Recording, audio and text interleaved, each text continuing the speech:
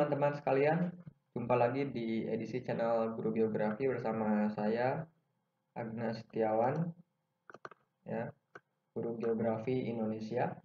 Nah, kali ini saya akan coba memberikan sedikit trik jitu bagaimana menaklukkan soal UNBK Geografi. Nah, ini berdasarkan pengalaman saya sebagai guru. Jadi, gimana sih caranya kok eh, soal geografi itu bisa dijawab, ditaklukkan ya, dapat nilai minimal ya KKM lah 70 ya, standar kan 70 ya, itu lebih-lebih dapat 80, 90, bahkan mungkin 100 kan. Nothing is impossible, jadi ya, so keep fight, keep spirit, jadi jangan menyerah, jadi kalian siswa-siswi semuanya dan guru-guru juga. Nah, ini berdasarkan apa yang saya temui selama kurang lebih 9 tahun mengajar. Nah, ini makanya saya akan coba berikan nih 5 ya. Kita punya 5 trik gitunya untuk menjawab soal UNBK USBN geografi. Nah, apa aja sih? Sebelumnya saya akan coba dulu berikan sedikit gambaran ya. Kita lihat. Nih, lihat nih. Ini gambaran bagaimana hasil perolehan ujian nasional tahun lalu nih. Dari data Kemendikbud ya. Jadi ini bukan hoax ya. Awas, ini data valid nih. Jadi jangan bilang hoax. Lihat nih, saya fokus ke geografi. Ini geografi. Lihat nilainya 49,37 rata-rata. Tertingginya berapa? 100 ada ya. Terendah dapat 6. Jadi misalkan benar berapa? Benar 3. 3 kali 2 kan 6. 50 soal. Ya. Parah banget tuh kan. Ya. Artinya ini memang menjadi masalah dan harus segera dicari solusinya. Ya, jadi mengapa mengerjakan soal ujian saja kok masih belepotan gitu kan.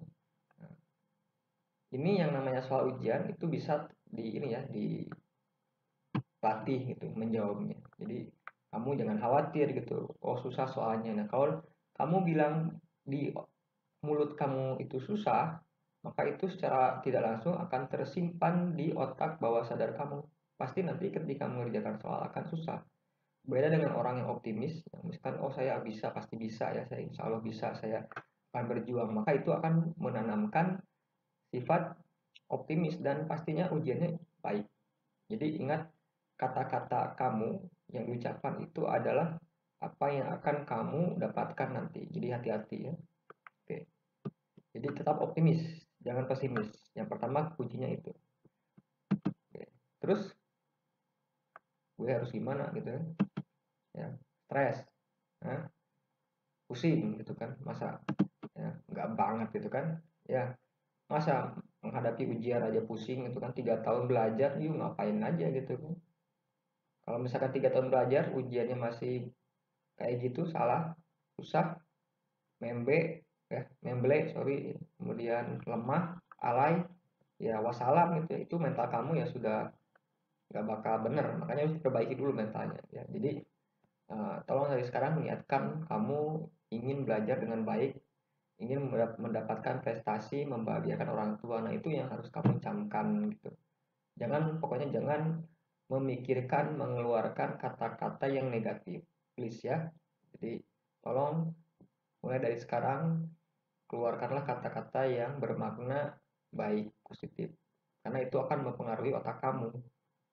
Coba aja tanya ke guru agama atau ke guru kamu, pasti omongan saya benar, ya kan? Nah, terus tips gitu menaklukkan soal geografi apa aja? Nah, kita lihat satu persatu ya. Nah, yang pertama ketika mengerjakan soal UNBK atau USBN geografi, maka kerjakan soal level mudah terlebih dahulu. Ya. Kok bisa? Ya, nih, ini yang namanya soal itu jangan salah, itu sudah didesain dibuat oleh ahlinya. Jadi bukan sembarang orang bikin soal. Ya. Jadi soal itu dibuat berdasarkan penelitian. Makanya dalam soal UNBK itu komposisinya itu 60% mudah, 30% sedang, 10% sulit nih yang hot nih. Ini yang 10% itu yang HOTS. Misalkan kalau 50 soal total geografi, maka 60% itu yang mudah. 60/100 kali 50 berarti 30 soal geografi itu masuk level mudah. Ini bisa dikejar. Kamu benar 30 aja, 30 kali 2 udah dapat 60 kan. Nah, sisanya nanti tinggal soal yang level sedang dan hot sulit ya. Gitu. Jadi kejar dulu yang mudah ini. Kok gimana caranya mendapatkan atau membedakan soal-soal yang mudah? Nanti saya kasih tahu. Ya, jadi tolong nanti ketika mengerjakan soal, karena waktunya terbatas, cari kalau dikiranya menurut kamu itu mudah, kerjakan. Kalau misalkan nanti dapat yang susah, nomor selanjutnya lewat. Jangan terlalu lama mikir di soal yang susah yang nggak bisa kamu jawab dengan cepat. Gitu. Ingat bahwa tanda kamu memahami pelajaran materi itu adalah seberapa cepat kamu mengerjakan soal itu. Dan benar tentunya. Cepat dan benar.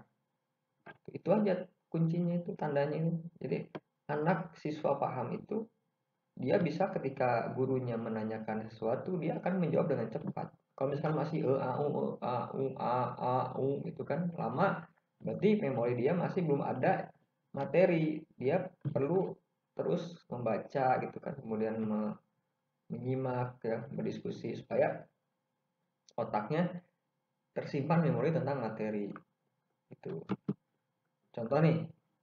Nah, ini contoh soal ya. Contoh soal yang termasuk level mudah. Dan biasa tiap tahun itu saya lihat kok ini muncul terus. Ini siklus air nih. Nah, siklus air itu contoh soal dinamika hidrosfer ya. Ini yang masuk kategori mudah, level C1 ya. Hanya mengidentifikasi gitu kan. Menunjukkan. Misalkan ada bagan siklus air kan ada nomornya ditanya kan angka 3 ini. Nah, ini kan sering sekali ya. Ini kan presipitasi ya, hujan. Jadi tinggal gitu aja. Ini evaporasi, ya ini transpirasi, infiltrasi. Jadi ini mudah dihafal. Dan tiap tahun pasti ada kayak ini. Jadi kamu soal ini pasti harus benar. Ini kan soal mudah. Gitu. Ya, jadi silakan baca terus ya. Kemudian kamu ulang, kamu coba buat sendiri siklusnya. Pasti insya Allah ingat. Kecuali kamu orangnya males. Itu wassalam sudah kalau kayak gitu. Jadi kunci dari siswa itu nilainya bagus atau tidak bukan di tangan gurunya, tapi di tangan kamu sendiri siswanya. Ya, karena manusia itu seperti itu sih Pak. Jadi tolong nanti coba diulang-ulang lagi ya. Ini contoh yang mudah ini siklus air kemudian. Nah, ini penggolongan desa juga ya, yang perkembangan desa yang ada swadaya, swakarya, swasembada itu kan. Ini masuk kategori soal mudah karena sudah ada cirinya kan, ciri swasembada apa, ciri swakarya apa gitu kan, ciri swadaya ya, swadaya yang masih tradisional, swakarya transisi, swasembada yang sudah modern kan, gitu doang kata kuncinya. Nah, ini bisa dijawab dengan benar gitu. Misalkan apa ini? Swasembada berarti yang pasti ada ini kan 5 ya, kemudian kemudian ini kan ya. Kalau ini sudah ada tataran masyarakat yang transisi gitu kan. Nah, jadi ini materi perkembangan desa itu masuk yang mudah. Kemudian jenis hewan. Nah, ini zonasi hewan yang Wales, yang Indonesia Barat, Tengah, Timur ini juga masuk mudah. Karena kamu tinggal menyebutkan aja, misalkan kalau nggak kayak ini ada patah buta gitu ya. Mana hewan yang peralihan, mana yang barat, yang timur, ini tinggal dilihat aja, dibaca lagi kan udah. Ini minta ini barat misalkan, yang barat pastinya badak gitu kan, bekantan. Kemudian ini kan kalau ini bagian timur ya, ini Batarsius tengah, peralihan pasti yang 1, 2, 3. Ini soal mudah, jadi silakan dicek. Ya, jadi itu ya soal-soal yang mudah kerjakan terlebih dahulu. Silakan konsultasi dengan guru, dengan teman kamu ya, buat list daftar soal-soal materi yang masuk level mudah dan kuasai itu sampai yakin benar. Jadi ketika kamu mengerjakan itu yakin bahwa itu benar. Sehingga nggak ada nilai yang tadi dapat 2, 30, ya, 20 ya. Menurut saya itu terlalu keterlaluan ya. Jadi harus bisa di ini ya, itu diperjuangkan ya kalau ujian seperti ini. Yang kedua adalah memahami pola soal, ya. Nah, maksud dari pola soal itu apa sih? Jadi karakteristik soal itu dari tahun ke tahun tuh ya sama gitu ya. Jadi kalau kamu misalkan sering melihat soal geografi, soal UN dari tahun ke tahun kan di blog, di web banyak, di Google ya, tinggal download. Maka kalau kamu sering mengerjakan berarti pasti akan memahami pola soalnya. Ya. Pola soal itu bukan misalkan hafal semua soal dengan pilihannya, bukan, tapi memahami bahwa oh ketika soalnya masuk di materi pedosfer, litosfer pasti ada sebaran tanah. Nah, Pak, itu maksudnya. Jadi ingat gitu.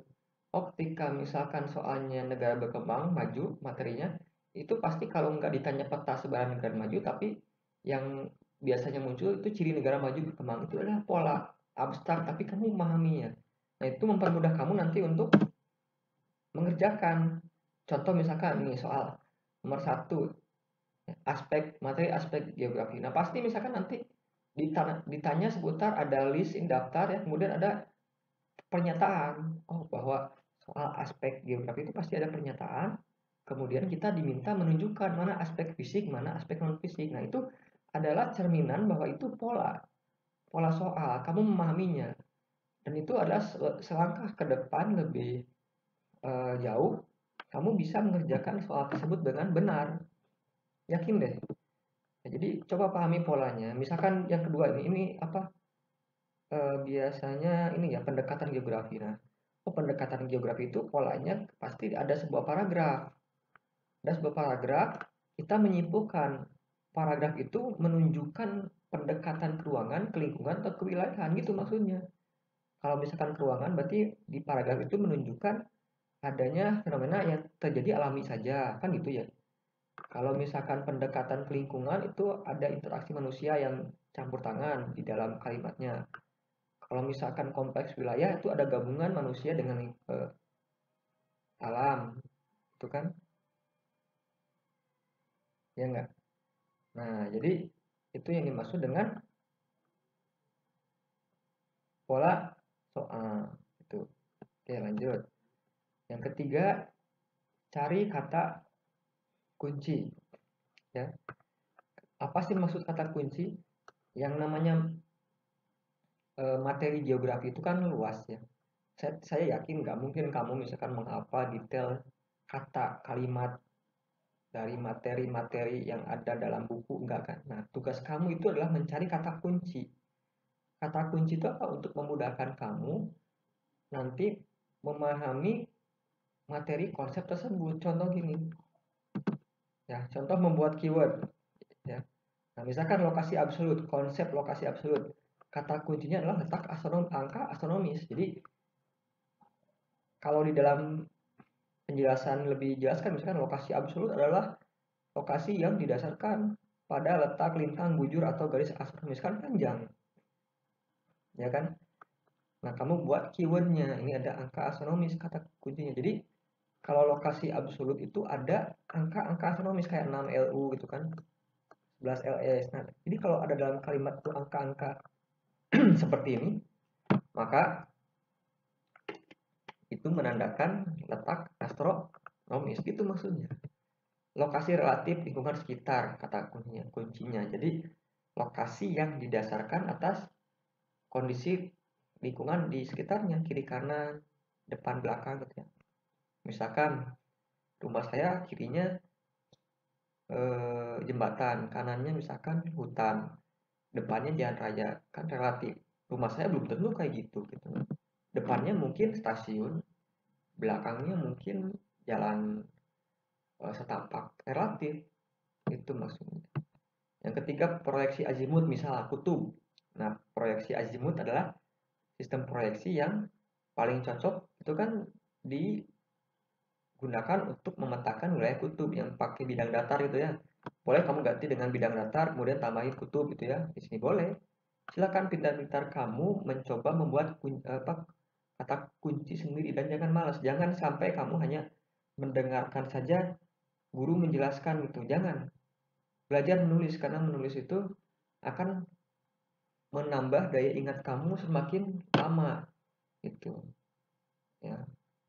Saya sering menemukan gitu, jadi siswa malas nulis, nggak ada buku catatan, mau ngapain gitu, you mau ngapain belajar kayak gitu ya, nggak usah sekolah aja sekalian, beneran. Saya sebagai guru seringkali aneh kalau melihat anak-anak gitu, nggak ada catatan gitu ya, nulis enggak gitu ya, habis itu nilainya jelek ya, ulangan, ujian, ya salah sendiri lah.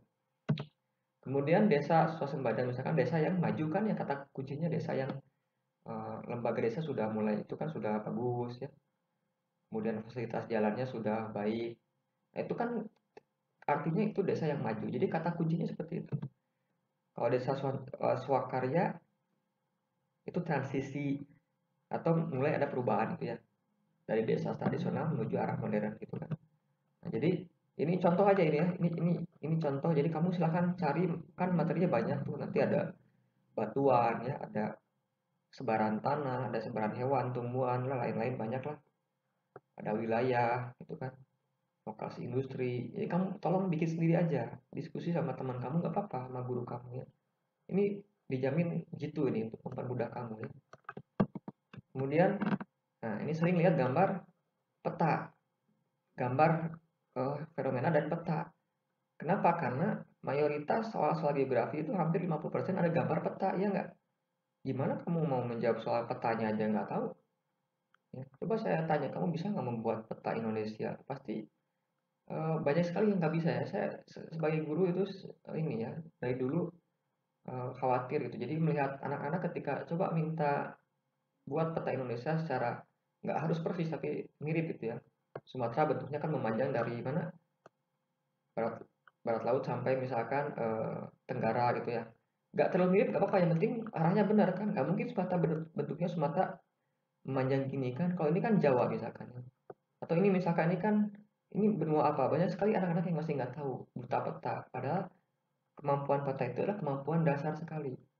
Ya, ngapain belajar geografi nggak tahu peta ya? Saya seringkali marah ke anak-anak kalau misalkan malas belajar peta, ngapain masuk kelas geografi, mendingan keluar aja gitu kan.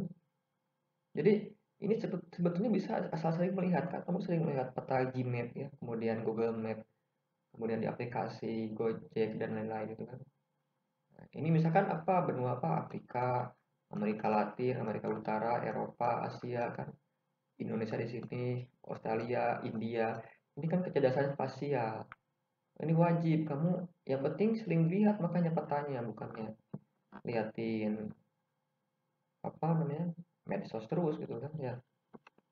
Misalkan ini saya tanya, ini coba, ini peta apa kalau saya coba apa namanya buat ini ya, gambar screenshot kayak gini. Udah ada ininya nih, keterangannya.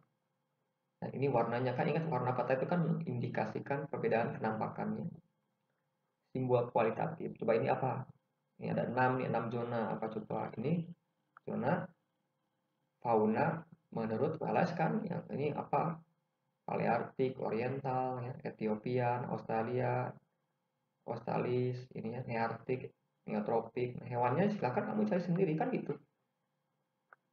Jadi jangan sampai buta peta geografi ya. Fatal akibatnya. Coba cek aja soal geografi UNBK USBN, ada gambar peta terus kan. Kalau misalkan ditanya nanti benua apa nggak tahu ya, wassalam sudah. Misalkan ini lagi, ini gambar apa? Nah, ini gambar kan ada nih piramida penduduk gitu kan. Oh maksudnya apa? Nah biasanya kan nanti ditanya gitu, ditanya ini piramida tipe apa ya? Kan ada ekspansi, stasioner, konstruktif. Kemudian kira-kira permasalahan apa sih yang dimiliki negara dengan struktur piramida seperti ini? Nah ini analisa. Makanya harus tahu gambarnya dan maksudnya. Ini kan statistik ya. Jadi ini usia muda banyak kan produktif. Masalahnya berarti bisa lapangan kerja, angka kelahiran tinggi kan gitu. Jadi harus bisa seperti itu. Jangan malas ya kamu untuk nanti sering lihat gambar-gambar dan peta-peta grafik tabel ya. Karena geografi memang seperti itu ya, kemampuan yang harus ditekankan kepada siswa. Ini gambar apa misalkan ya? Ini apa coba? Gunung api tipe apa? Ini ada keselang-seling ya, beda garis-garis. Ini adalah tipe stratovolcano kan? Ya nggak? Strato, gunung api yang terbentuk karena erupsi selang-seling ya, endapan lava dengan debu vulkanik, bentuknya jadi kerucut. Strato ini kan mayoritas di Indonesia ya, di zona subduksi. Nah, jadi nanti yang ada seal volcano ya, yang perisai, gunung api kon, kaldera. Nah, coba lihat gambarnya biar kamu tahu gitu. Jadi jangan sampai nggak ngerti. Ini misalkan apa? Nah, ada gunung api ini hujan ini apa? Ya, ini apa coba? Ini kan yang sebelah sini ini hujan orografi kan ya nggak, karena udara naik pegunungan membentuk kondensasi kemudian hujan. Yang ininya apa yang merah? Nah, ini kan daerah hujan, ini adalah daerah bayangan hujan, ini angin pohon di sebelah sini. Jadi angin pohon itu berasosiasi dengan hujan orografik. Jadi kamu kalau ada gambar seperti ini harus tahu bahwa ini adalah penampang hujan orografik. Oro itu gunung gitu. Ini angin fontnya, ini hujan orografik. Nah, gitu. Yang kelima yang terakhir adalah buat atau gabung komunitas belajar. Silakan nih. Ya. Karena kenapa kita tidak bisa berdiri sendiri, pintar sendiri, harus ada bantuan support dari rekan-rekan yang mendukung. Jadi ya, silakan buat tim ya untuk belajar bareng ya, bikin grup bareng, kali-kali diskusi, bahas soal bareng ya. Itu. Jauhi teman-teman yang ngajak ke arah keburukan ya, nongkrong-nongkrong nggak jelas ya, merokok itu apa ya, main game online terus ya, terusan tanpa henti gitu kan. Coba singkirkan ya, karena kita mau misalkan kalau mau UNBK bagus, maka perjuangannya juga harus paripurna gitu. Ya, mendingan sekarang mati-matian belajar daripada menyesal nanti kamu nilainya jelek kan gak enak ya lihat. Nilai geografi di rapot di SKH UN 30 kan gak enak banget ya. Coba 90 gitu ya, 80 kan. Ya ini sekali seumur hidup, jadi jangan sampai kamu sia-siakan gitu. Ya. Oke, paham ya sampai di sini ya. Nah, kemudian nah ini ya, kamu harus bukan impossible ya. Jadi I am possible. Ya, I am possible. Ya, kita harus yakin kita mampu ya, untuk meraih prestasi, mendapat nilai UN, BK, Geografi, USBN yang bagus. Jadi tanamkan di otak kalian itu possible, kemungkinan mungkin, bukan I'm possible. Jangan. Ya, sekali kamu mengucapkan itu yang jelek maka akan tertanam di memori otak kamu dan akan terus masuk. Jadi tolong hilangkan. Ya. Jadi yakinlah bahwa kamu itu adalah siswa yang memang siswa cerdas. Ya. Tidak ada siswa yang bodoh, yang ada hanya malas, kita rajin gitu aja ya. Jadi oke, sekian ya pembahasan tentang kunci 5 trik tips untuk menaklukkan soal geografi UNBK USBN. Ya, jadi tolong dipahami dengan benar dan kalau mau cek materi soal-soal latihan diskusi bareng silakan di channel saya di Guru Geografi ada nanti update terus ya materi. Jadi insya Allah saya bantu kalian. Ya kalaupun ada kekurangan kesalahan ya kita diskusi bareng aja ya. Namanya kan guru juga belajar sama-sama gitu ya. Yang penting sopan santun ya. Ingat dahulukan adab sebelum ilmu ya. Jadi orang berilmu tidak ada gunanya kalau dia tidak punya adab. Ya, makanya eh, adab itu lebih didahulukan sebelum kamu mencari ilmu, kita semua kayak gitu ya. Baik, terima kasih ya, selamat berjuang dan semoga sukses ya. Terima kasih. Wassalamualaikum warahmatullahi wabarakatuh.